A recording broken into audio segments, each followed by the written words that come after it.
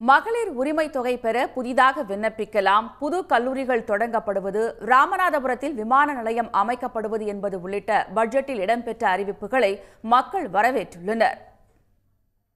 கோவை மாவட்டம் பம்புகளுக்கும் மற்றும் ஃபவுண்டரி தொழிலுக்கு சிறந்து விளங்கியதை அங்கீகரித்து ஒரு உயர்திறன் மையம் centre of excellence for pump motors and foundries அமையும்னு ஒரு அறிவிப்பு வெளியிட்டிருக்காங்க.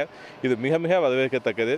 இதை நாங்கள் எங்களுடைய பம்ப் உற்பத்தியில் 100 கொண்டாடும் இந்த ஆண்டில் இந்த அறிவிப்பு வெளியிட்டது நாங்கள் மிக பெரிய அளவில் வரவேற்கிறோம். இது பம்ப் தொழில், கோவை பம்ப் தொழிலை அடுத்த கட்டத்துக்கு கண்டிப்பாக எடுத்து செல்லும்.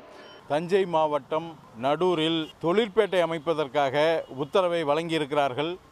இந்த தொழிற்பேட்டை அமைவதன் மூலம் தஞ்சை மாவட்டம் தொழிலில் சிறந்த வளர்ச்சி பெறும். அதற்காக முதலமைச்சர் அவர்களுக்கு வியாபாரிகள் தொழிலாளர்கள் சார்பில் மனமார்ந்த நன்றியை உரித்தாக்குகிறோம்.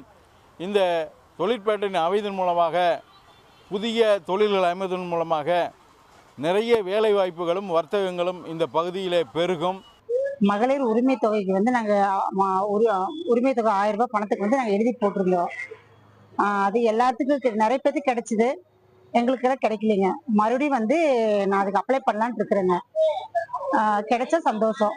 வெளிநாடுகளுக்கு விமான போக்குவரத்தை பயன்படுத்தக்கூடிய மக்களாக ராமநாதபுரம் மாவட்டத்தை சேர்ந்த மக்கள் இருக்கிறார்கள். எனவே இவர்களுக்கு இது ஒரு வரப்பிரசாதமான அறிவிப்பாகவே நாங்கள் கருத வேண்டியிருக்கிறது.